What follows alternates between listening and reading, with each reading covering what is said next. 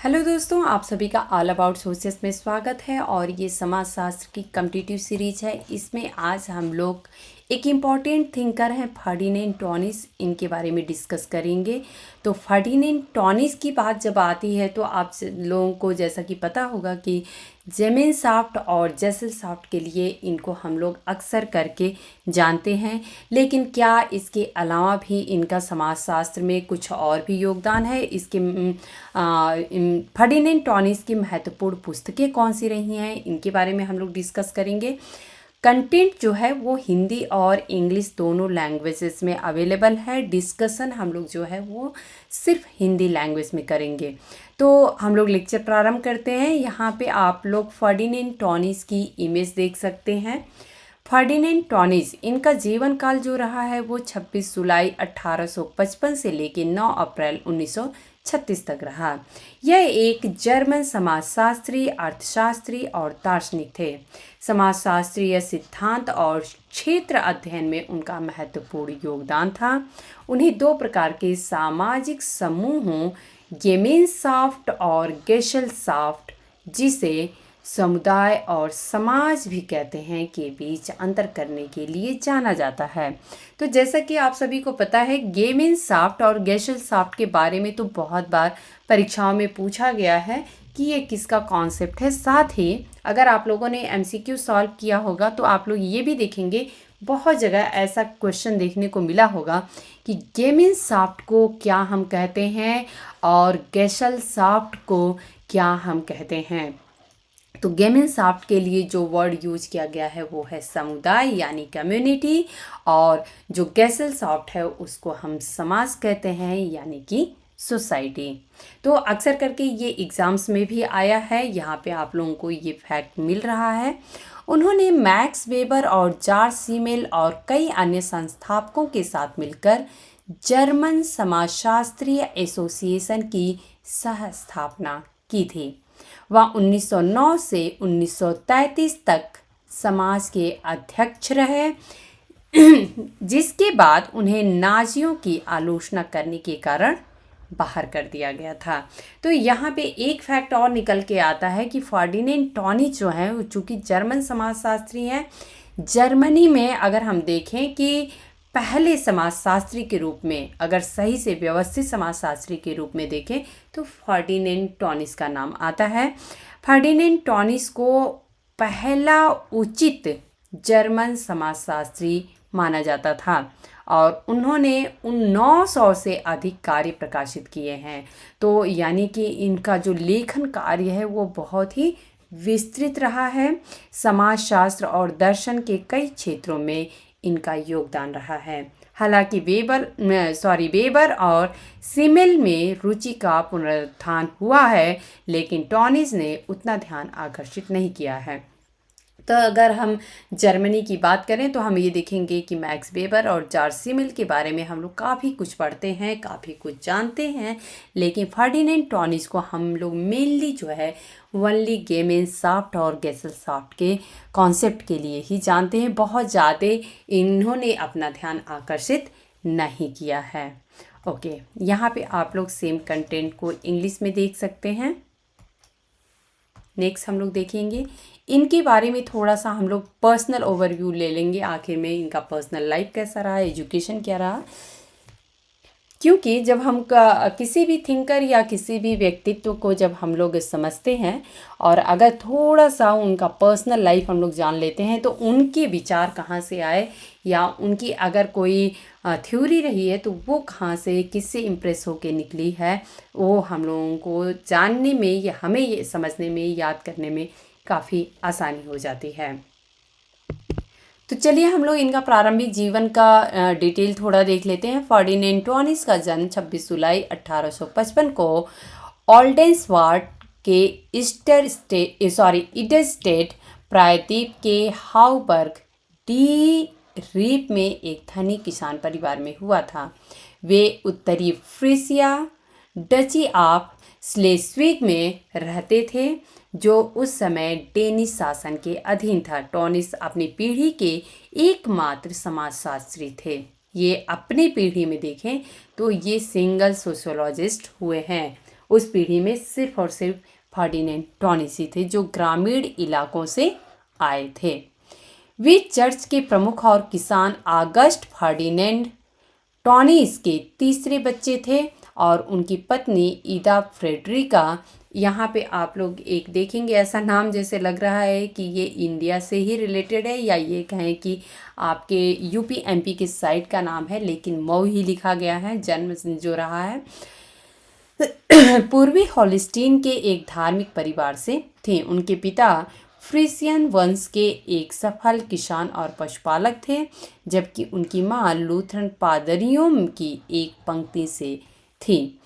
दोनों के 7 बच्चे थे, 4 बेटे और 3 बेटियां। जिस दिन उनका जन्म हुआ उस दिन फर्डिनेंड टॉनिस को फर्डिनेंड जूलियस का बपतिस्मा नाम मिला और 1864 में उनके पिता के सेवानिवृत्त होने के बाद वे उत्तरी सागर में हुसुम चले गए। तो ये इनके कुछ प्रारंभिक जीवन की बातें थी। यहाँ पे आप लोग इंग्लिश में कंटेंट देख सकते हैं। शिक्षा और शैक्षणिक कैरियर की यदि बात करें तो 1872 में हाई स्कूल से स्नातक होने के बाद टॉनिस ने स्ट्रासबर्ग विश्वविद्यालय में दाखिला लिया। उन्होंने जेना, बान, लीपजिग, बर्लिन और ट्यूबिंगन विश्वविद्यालयों के शैक्षणिक क्षेत्रों की खोज करते हुए यात्रा करने की अपनी स्वतंत्रता का उपयोग करने के लिए समय निकाला। तो आप लोग देख सकते हैं काफ़ी सारी यूनिवर्सिटीज़ से ये जुड़े रहे हैं। ओके, 22 वर्ष की आयु में उन्होंने 1877 में ट्यूबिंगन विश्वविद्यालय में भाषा शास्त्र के डॉक्टरेट की उपाधि प्राप्त कर चुके थे। तो आप लोग देख सकते हैं कि यहाँ पे मात्र 22 वर्ष के उम्र में ही ये भाषा शास्त्र से अपनी डॉक्टरेट की उपाधि प्राप्त कर चुके थे। कहाँ से? ट्यूबिंगन विश्वविद्यालय से। प्राचीन सिवा ओएसिस पर एक लैटिन थीसिस के साथ में। Okay sorry. हालांकि इस समय तक उनकी मुख्य रुचि जो है वो राजनीतिक दर्शन और सामाजिक मुद्दों में बदल गई थी। बर्लिन विश्वविद्यालय में पोस्ट डॉक्टरल कार्य पूरा करने के बाद उन्होंने 17वीं शताब्दी के अंग्रेजी राजनीतिक विचारक थॉमस हॉब्स पर अपना अध्ययन जारी रखने के लिए लंदन की यात्रा की। तो थॉमस हॉब्स जो हैं इनसे भी ये काफ़ी प्रभावित रहे हैं। 1881 में अपनी प्रमुख पुस्तक गेमिनसाफ्ट एंड गेशेल्साफ्ट का मसौदा अपने हैबिलिटेशनशिप के रूप में प्रस्तुत करने के बाद टॉनिस ने 1909 से 1933 तक कील विश्वविद्यालय में दर्शन शास्त्र में प्राइवेट डोजेंट की उपाधि प्राप्त की थी। उन्होंने कील विश्वविद्यालय में इस पद को केवल 3 वर्षों तक संभाला, क्योंकि उन्होंने 1996 के हैम्बर्ग डॉकर्स की हड़ताल के साथ सहानुभूति व्यक्त की थी। रूढ़िवादी प्रशिया सरकार ने उन्हें एक सामाजिक लोकतंत्रवादी माना और टॉनिस को 1913 तक प्रोफेसर की कुर्सी पर नहीं बुलाया जाएगा, ऐसा फैसला लिया गया। वे 1921 में एक प्रोफेसर एमेरिटस के रूप में कील लौट आए, जहां उन्होंने समाजशास्त्र में एक शिक्षण पद संभाला था और 1933 तक पढ़ाया था, जब उन्हें नाजियों द्वारा हटा दिया गया। कील में रहते हुए 3 साल बाद 1936 में वे अपने घर में एकांत में उनकी मृत्यु हो गई। तो ये इनका कुछ जीवन परिचय था। यहाँ पे आप लोग कंटेंट को इंग्लिश में देख सकते हैं। समाजशास्त्रीय योगदान की बात अब हम लोग करेंगे। तो समाजशास्त्रीय सिद्धांतों पर उनकी कई लेखन ने शुद्ध समाजशास्त्र को यानी प्योर सोशियोलॉजी को आगे बढ़ाया था, जिसमें गेमिनसाफ्ट और गेशेल्साफ्ट शामिल है। उन्होंने आध्यात्मिक शब्द स्वैच्छिकवाद गढ़ा था। टॉनिस ने सामाजिक परिवर्तन के अध्ययन में भी योगदान दिया, विशेष रूप से जनमत, रीति रिवाज और तकनीक, अपराध और आत्महत्या पर। उनकी कार्यप्रणाली विशेष रूप से सांख्यिकी और समाजशास्त्रीय अनुसंधान में भी गहरी रुचि थी। उन्होंने सांख्यिकी संघ की अपनी तकनीक का आविष्कार किया था। गेमिनसाफ्ट और गेशेल्साफ्ट को प्रकाशित करने के बाद टॉनिस ने सामाजिक जीवन के पहलुओं जैसे कि नैतिकता, लोकगीत और जनमत पर अपना ध्यान केंद्रित किया था। हालांकि उन्हें गेसेलसॉफ्ट पर उनके प्रकाशित काम के लिए, यहाँ पे आई थिंक गेसेलसॉफ्ट और गेमेनसॉफ्ट होना चाहिए, ठीक है, देखेंगे हम लोग इंग्लिश कंटेंट को एक बार देखेंगे तो क्लियर हो जाएगा। उनके प्रकाशित काम के लिए सबसे ज़्यादा जाना जाता है। तो और जैसा कि आप सभी को पता है कि हम लोग भी उनके गेमेनसॉफ्ट और गेसेलसॉफ्ट के लिए ही जानते हैं। ये है जो गेमेनसॉफ्ट होगा, ये आप लोग थोड़ा करेक्ट कर लीजिएगा, क्योंकि उनके बाद के कामों ने उन अवधारणाओं को सामाजिक जीवन के पहलुओं पर लागू किया। ओके, इसमें हम लोग थोड़ा सा इंग्लिश कंटेंट को हम लोग देख लेते हैं। ओके, नहीं, गेसेलसॉफ्ट ही है। ओके यहाँ पे आप लोग एक कुछ कंटेंट है जो उसको हम लोग देखेंगे। ये ओके, एक जो है गेमेनसॉफ्ट और गेसेलसॉफ्ट के लिए हम लोग इनको जानते हैं। ये इनकी बुक है, 1887 में आई थी। ही क्वाइंड द मेटाफिजिकल टर्म वॉलंटेरिज्म। ये आप लोग ध्यान रखिएगा, ये टर्म बहुत ज़्यादा इम्पॉर्टेंट है। अगर एग्ज़ाम में कभी पूछ दिया गया कि वॉलंटेरिज्म जो है टर्म किसके द्वारा क्वाइन किया गया था, तो ये हैं फर्डिनेंड टॉनिस। और मैं एक बार फिर से बोलती हूँ, बहुत ही इम्पॉर्टेंट टर्म है, इसलिए आप लोग इसको ज़रूर नोट डाउन कर लीजिएगा। Okay, Tönnies also contributed to the study of social change, particularly on public opinion, customs and technology, crime and suicide. तो इन्होंने क्राइम पे भी स्टडी किया है, सुसाइड पे भी स्टडी किया है, कस्टम, टेक्नोलॉजी, तो एक वाइड रेंज रहा है। Okay, he also had a vivid interest in methodology, especially statistics and sociological research, inventing his own technique of statistical association. After publishing Gemeinschaft and Gesellschaft, Tönnies focused aspects of the social life such as morals, folkways and public opinions. Okay. Sorry. Okay, next हम लोग देखेंगे गेमेनसॉफ्ट और गेसेलसॉफ्ट के बारे में। अब हम लोग थोड़ा सा डिटेल में समझ लेंगे। ऑलरेडी हम लोग जानते हैं, बट फिर भी टॉनिस के अनुसार क्या है इसको हम लोग थोड़ा सा समझेंगे। टॉनिस ने 2 प्रकार के सामाजिक समूहों के बीच अंतर किया है। गेमेनसॉफ्ट, जिसे अक्सर समुदाय के रूप में अनुवादित किया जाता है, तो गेमेनसॉफ्ट को हम क्या कहते हैं, समुदाय कहते हैं। और इसकी कैरेक्टरिस्टिक क्या होती है, विशेषता क्या होती है, ये हम लोग देखेंगे। एकजुटता और आपसी बंधन की भावनाओं के आधार पर समूहों को संदर्भित किया जाता है, जिन्हें बनाए रखने की लक्ष्य की तरह महसूस किया जाता है। तो इसे बनाए रखने के लिए हम एक लक्ष्य समझते हैं कि हमारा लक्ष्य है कि एकजुटता जो है या आपसी बंधन जो है वो समूह में बना रहे। उनके सदस्य इस लक्ष्य के लिए साधन होते हैं। तो जो सदस्य होते हैं वो क्या होते हैं, वो साधन होते हैं। लक्ष्य क्या होता है, ये जो एकजुटता या हमारा आपसी बंधन है, ये हमारा लक्ष्य होता है। तो ये आप लोग ध्यान रखिएगा। गेसेलसॉफ्ट, जिसे अक्सर समाज के रूप में अनुवादित किया जाता है, दूसरी ओर उन समूहों को संदर्भित करता है ये जो अपने सदस्यों के लक्ष्यों और उद्देश्यों के लिए साधन बनकर टिके रहते हैं। तो यहाँ पे बहुत ही कॉमन सा अगर हम याद करने का तरीका देखें तो ये हम देखेंगे कि गेमेनसॉफ्ट जो हमारा गांव में हमें माहौल देखने को मिलता है, या ये हम कहें कि प्रत्यक्ष संबंध होता है और एकजुटता पाई जाती है, आपस में हम की भावना देखने को मिलती है, व्यक्तिवादिता नहीं होती है, वहाँ पे सामूहिकता का ज़्यादा प्रभाव देखने को मिलता है। तो गेसेलसॉफ्ट जो है वहीं पे शहरी समाज जो हमारा एक होता है उसके जैसा दिखाई देता है। ओके, गेमेनसॉफ्ट में संतुलन जो होता है सामाजिक नियंत्रण के माध्यम से किया जाता है। जैसा कि आप सभी को पता है कि गांव में जो है वो मैक्सिमम हम देखेंगे जो संतुलन होता है वो सामाजिक नियंत्रण के माध्यम से किया जाता है, जैसे कि नैतिकता, अनुरूपता और बहिष्कार।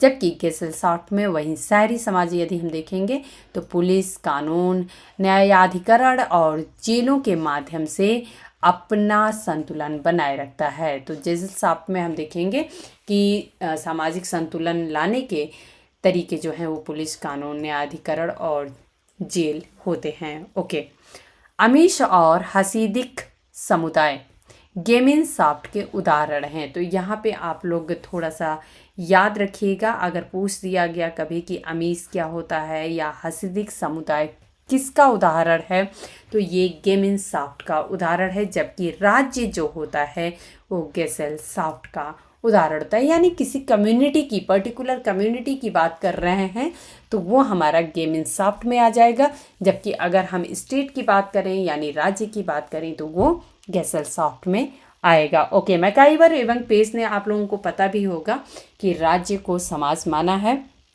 तो ये आप लोग ध्यान रखिएगा। गेमिनसाफ्ट के में नियम अंतर्निहित हैं, जबकि गेसेलसाफ्ट में स्पष्ट नियम यानी कि लिखित कानून होते हैं। यहाँ पे आप लोग सेम कंटेंट को इंग्लिश में देख सकते हैं। ओके, गेमिनसाफ्ट को ऐतिहासिक रूप से एक पूर्व आधुनिक यानी ग्रामीण समाज में एक परिवार या पड़ोस द्वारा दर्शाया जा सकता है। गेसेलसाफ्ट को एक संयुक्त स्टॉक कंपनी या आधुनिक समाज में एक राज्य द्वारा दर्शाया जा सकता है, यानी वह समाज जब टॉनिस रहते थे। गेसेलसाफ्ट संबंध एक शहरी और पूंजीवादी सेटिंग में उत्पन्न हुए, जिसकी विशेषता लोगों के बीच व्यक्तिवाद और अवैयक्तिक मौद्रिक संबंध थे।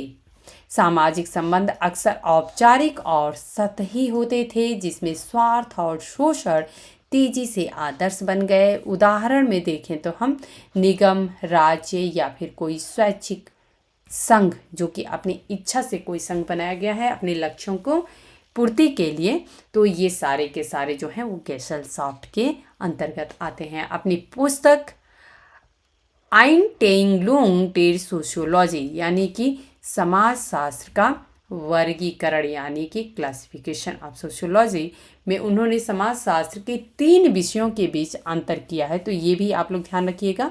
इन्होंने पहला कहा शुद्ध या सैद्धांतिक समाजशास्त्र, जिसे ये रेन या फिर थियोरेटिस सोशियोलॉजी कहते हैं। दूसरा है अनुप्रयुक्त यानी कि एंज्वांडे सोशियोलॉजी, और तीसरा है अनुभवजन्य यानी कि एम्प्रेशे सोशियोलॉजी। तो ये आप लोग ध्यान रखिएगा कि अगर ये बात की जाए या प्रश्न पूछा जाए कि कौन ऐसे समाजशास्त्री हैं जिन्होंने समाजशास्त्र को ही 3 भागों में बांटा है या 3 विषयों के बीच इन्होंने समाजशास्त्र के 3 पार्ट कर दिए थे, तो ये था सैद्धांतिक समाजशास्त्र, अनुप्रयुक्त समाजशास्त्र और अनुभवजन्य समाजशास्त्र। तो ये आप लोगों को फैक्ट याद रखना है। ओके, सेम कंटेंट यहाँ पे आप लोग देख सकते हैं। यहाँ पे आप लोग टर्म भी देख सकते हैं, प्योर या फिर थ्योरेटिकल सोशियोलॉजी, अप्लाइड सोशियोलॉजी और एम्पेरिकल सोशियोलॉजी की बात कौन करता है? फर्डिनेंड टॉनिस करते हैं। सामाजिक समूहों के बीच उनका अंतर इस धारणा पर आधारित है कि दूसरे पुरुषों को मंजूरी देने की एक अभिनेता की इच्छा के केवल 2 प्राथमिक रूप होते हैं। टॉनिस के लिए इस तरह की स्वीकृति किसी भी तरह से स्पष्ट नहीं है। वह थॉमस हॉब्स से काफ़ी प्रभावित हैं।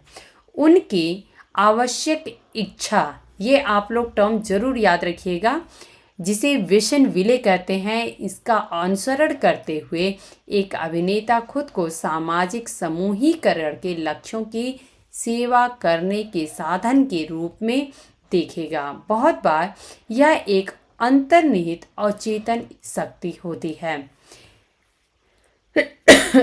सॉरी, एक आवश्यक इच्छा के इर्द गिर्द बने समूहों को गेमिनसाफ्ट कहा जाता है। दूसरी इच्छा जो होती है वो होती है मनमानी इच्छा, और इसे हम कहते हैं कुरविल। तो ये क्या होता है? एक अभिनेता एक सामाजिक समूह को अपने व्यक्तिगत लक्ष्यों को आगे बढ़ाने के साधन के रूप में देखता है। वो जो सामाजिक समूह है, सोशल ग्रुप है, उसको किस रूप में देखता है? वह अपने खुद के व्यक्तिगत लक्ष्यों को आगे बढ़ाने के रूप में देखता है। इसलिए यह उद्देश्यपूर्ण और भविष्योन्मुखी होती है। ओके, उत्तरार्ध के इर्द गिर्द समूहों को गेसेलसाफ्ट कहते हैं, यानी कि जो बाद के हैं। जबकि एक गेमिंग सॉफ्ट में सदस्यता स्वपूर्ति है। व्यावहारिक समाजशास्त्र में अनुभवजन्य रूप से वे हमेशा मिश्रित होते हैं। ओके, सेम कंटेंट को आप लोग यहाँ पे देख सकते हैं, इंग्लिश में है। नेक्स्ट हम लोग देखेंगे टर्म जो था कुरविल है, और हाँ, एक कुरविल जो वर्ड आया है और एक वेसन विले, ये आप लोग जरूरी याद रखिएगा। ओके,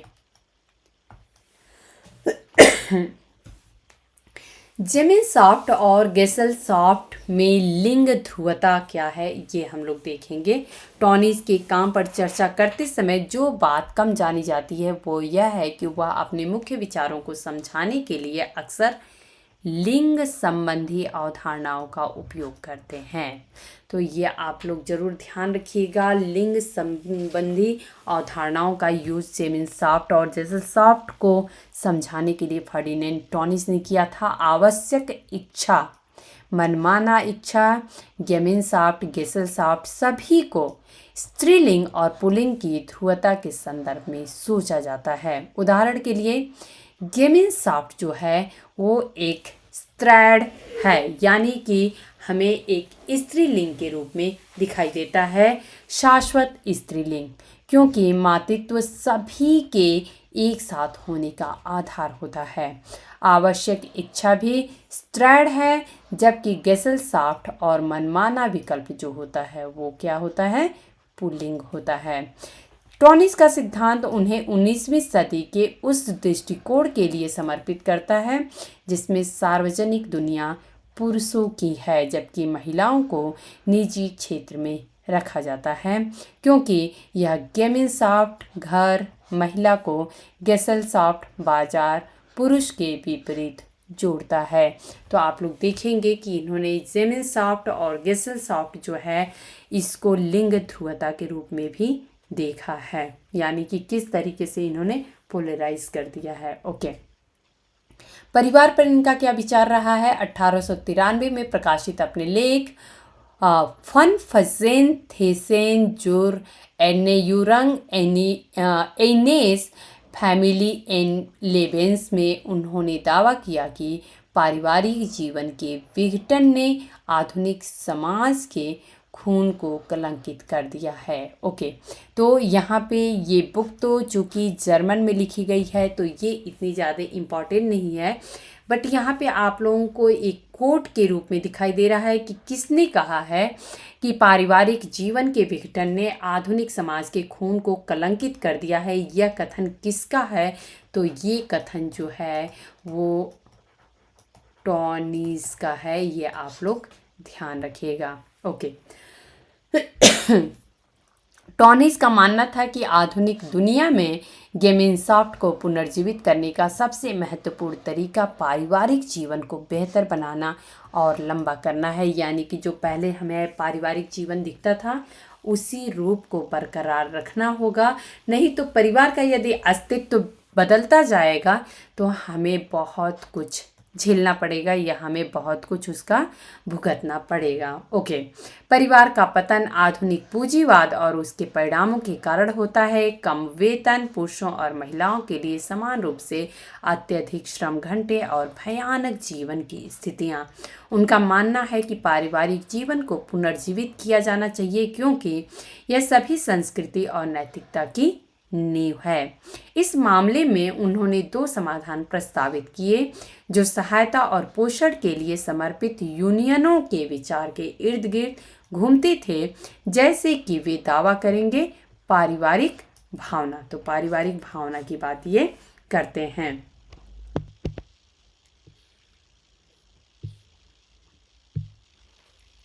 यहाँ पे आप लोग देख सकते हैं जेंडर पोलैरिटी इन जेमिन सॉफ्ट और जेसल सॉफ्ट, ये एंड है, ये आप लोग ध्यान रखिएगा। ओके, तो व्यूज़ ऑन फैमिली ऑलरेडी हम लोग डिस्कस कर चुके हैं। नेक्स्ट हम लोग देखेंगे इन्होंने जो 2 समाधान की बात की है वो 2 समाधान कौन से हैं। तो इन्होंने कहा कि पहला समूह संगठित रूप से जुड़े परिवारों का समूह होगा। पहला समूह जो है उस संगठित रूप से जुड़े परिवारों का समूह होगा जो पारिवारिक जीवन को मजबूत करने के लिए पारिवारिक दस्तावेजों को सुरक्षित रखेंगे, नियमित रूप से पत्र व्यवहार करेंगे, पारिवारिक उत्सवों को एकत्रित होंगे।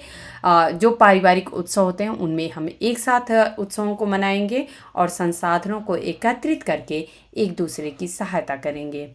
एक पारिवारिक कोष स्थापित किया जाएगा ताकि उन लोगों की मदद की जा सके जो कठिन समय से गुजर रहे हैं या जिन्हें अद्वितीय कौशल विकसित करने के लिए धन की आवश्यकता होती है। दूसरा, इन्होंने कहा कि दूसरा संस्करण असंबद्ध परिवारों को एक साथ लाएगा और जीवन के एक सरल और स्वस्थ तरीके, सामाजिक संपर्क की एक अधिक गंभीर और उचित विधि और मर्दाना और स्त्री विचारों की बेहतर समझ के लिए समर्पित होगा। इन लक्ष्यों को प्राप्त करने के लिए 3 से 5 परिवार एक साथ मिलकर काम करना चुनेंगे। अंततः वे एक आम निवास में एक साथ रह सकते हैं, सहकारी खरीद में संलग्न हो सकते हैं और यहाँ तक कि उत्पादों को भी साझा कर सकते हैं।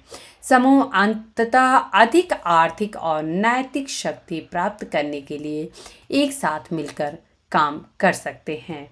तो यहाँ पे आप लोग देख सकते हैं इन्होंने 2 जो समाधान है, सॉल्यूशन है, उसको भी इन्होंने बताया कि किस प्रकार से हम परिवार का जो रूप है उसको संभाले रह सकते हैं। ओके, कुछ आलोचनाएं भी इनकी हुई हैं, ऐसा नहीं कि नहीं हुआ। तो इनकी आलोचनाओं के बारे में हम लोग देख लेंगे।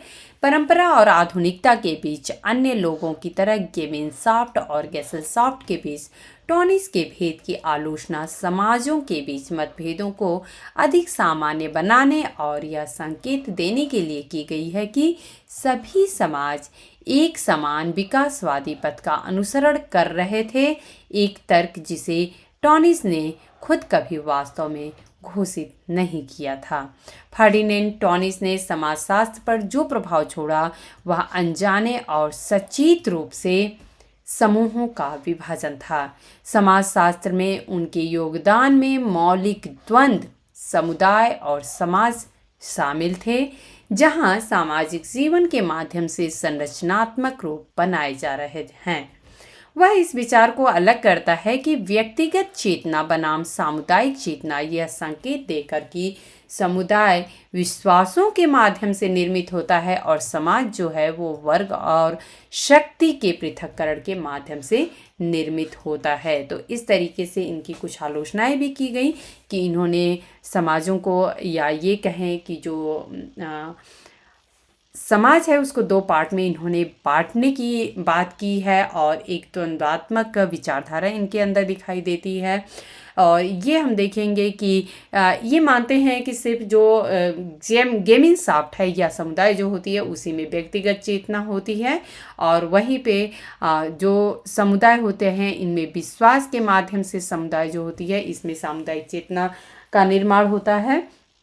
ये गेसेलसॉफ्ट में हमको ये दिखेगा कि जो शक्ति होती है या वर्ग होता है इसके माध्यम से जो चेतना होती है समाज की वो निर्मित होती है। तो ये सही नहीं है, इस तरीके से इनको क्रिटिसाइज भी किया गया था। ओके, यहाँ पे हम लोग देखेंगे पब्लिकेशन, कुछ देख लेंगे इनका पब्लिश्ड वर्क क्या रहा है। तो सिलेक्शन यहाँ पे कुछ है, इसमें मैक्सिमम आप लोग देखेंगे तो जर्मन में ही इनकी बुक्स दिखेगी, बट जो मेन है उसको हम लोग जस्ट डिस्कस कर लेंगे। तो यहाँ पे 1887 में इनकी बुक आप लोग गेमिनसाफ्ट और गेसेलसॉफ्ट देख सकते हैं।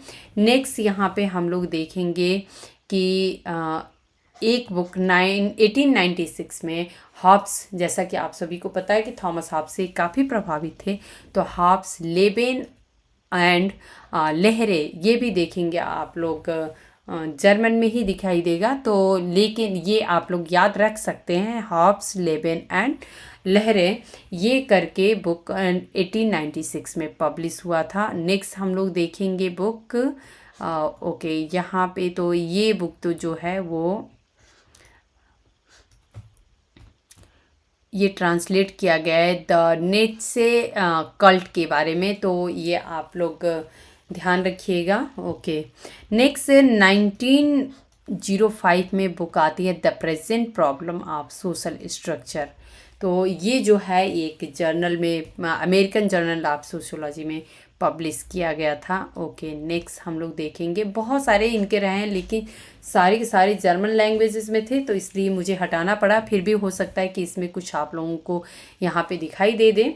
Okay, war like England as seen by herself, ये एक बुक आप लोगों को दिख रही है। एक बुक यहाँ पे आप लोग मार्क्स के बारे में भी देख सकते हैं, लेबेन एंड लहरे यहाँ पे भी है, हॉब्स के बारे में भी सेम बुक ऐसे लिखा गया था।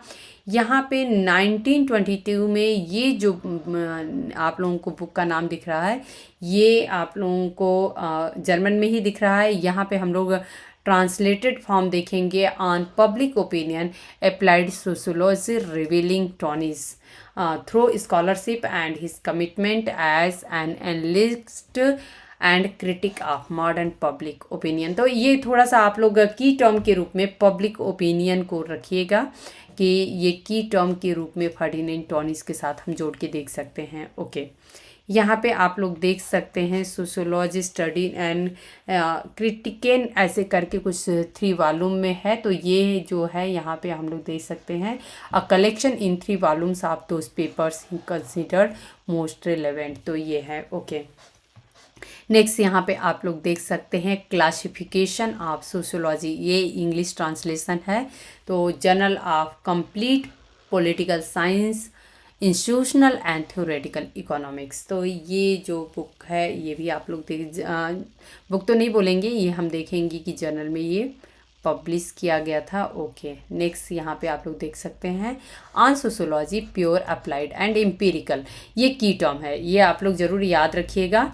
जब भी बात अगर कभी आती है कि सोशियोलॉजी को 3 पार्ट में किसने बांटा है, प्योर अप्लाइड एंड एम्पिरिकल, ये नाम आता है फर्डिनेंड टॉनिस का। नेक्स्ट हम लोग देखेंगे on social ideas and ideologies, ये 1974 में। और नेक्स्ट यहाँ पे आप लोग देखेंगे टॉनिस कंप्लीट वर्क है, ये 24 वॉल्यूम्स में, तो मैंने यहाँ पे मेंशन कर दिया था। ओके, हम लोग इनके कुछ फ्रंट पेज कवर देख लेंगे बुक्स के इम्पॉर्टेंट। तो यहाँ पे गेमेनसॉफ्ट एंड गेसेलसॉफ्ट आप सभी को पता है। Community and society Ferdinand Tönnies का, यहाँ पे आप लोग देख सकते हैं community and civil society. Next हम लोग देखेंगे फर्डिनेंड टॉनिस का गेसल सॉफ्ट कुछ ऐसे करके यहाँ पे बुक लिखा हुआ है, थोड़ा ब्लर है। Okay, community and society same again repeat हो गया, सॉरी, ये same book 2 front page cover पे आप लोगों को दिख रहा है। नेक्स्ट हम लोग देखेंगे कस्टम, तो यहाँ पे आप लोग देख सकते हैं। और एक यहाँ पे देख सकते हैं थियोडोर स्टॉर्म करके इन्होंने एक बुक लिखी है फर्डिनेंड टॉनिस ने। ओके, यहाँ पे आप लोग देख सकते हैं एक इम्पॉर्टेंट बुक है इनकी बेहेमोथ करके। तो बेहेमोथ जो है ये एक हमें फर्डिनेंड आई थिंक ये थॉमस हॉब्स की बुक है। ओके, थॉमस हॉब्स की बुक है। एक बार थोड़ा आप लोग क्लियर कर लीजिएगा कि फर्डिनेंड टॉनिस की है, क्योंकि फर्डिनेंड टॉनिस की जो बुक्स मैं ढूंढ रही थी तो इसमें ये आया था, बट यहाँ पे थॉमस हॉब्स का नाम नीचे लिखा हुआ है। तो एक बार आप लोग क्लियर कर लीजिएगा। आई थिंक ये बुक जो है वो थॉमस हॉब्स की है, बेहेमोथ। तो ये आप लोग ध्यान रखिएगा, ये भी एक बहुत ही इंपॉर्टेंट बुक है, इसलिए मैंने यहाँ पे मेंशन कर दिया था। अच्छी बात है, यहाँ पे राइटर जो है वो थॉमस हॉब्स हैं, तो ये आप लोग ध्यान रखिएगा। और थॉमस हॉब्स से कौन प्रभावित था, फर्डिनेंड टॉनिस। तो दोस्तों आज हम लोग फर्डिनेंड टॉनिस के बारे में डिस्कस किए। आप लोगों की एक रिक्वेस्ट आ रही है, वो है कि जो भी यूपी में खास करके उत्तर प्रदेश में कौन कौन सी स्कीम्स हैं, तो उसके बारे में मैं लेक्चर बनाने के लिए अभी नेक्स्ट लेक्चर मैं इसी पे लेके आऊँगी। तो मैं चूँकि इन सारी चीज़ों के लिए एक ब्रॉड एक एरिया होता है कि कौन कौन सी स्कीम्स लागू की गई हैं, तो सेंटर से कौन कौन सी थी वो तो मैंने लेक्चर में बनाया है, लेकिन यूपी स्टेट में स्पेशली कौन कौन सी स्कीम समय चल रही हैं, क्योंकि यूपी पीजीटी का एग्ज़ाम है तो ये एक इम्पॉर्टेंट टॉपिक है। तो मैं ट्राई करूँगी कि इस लेक्चर को मैं जल्द से जल्द ले आऊँ। मिलते हैं दोस्तों नेक्स्ट लेक्चर में। धन्यवाद।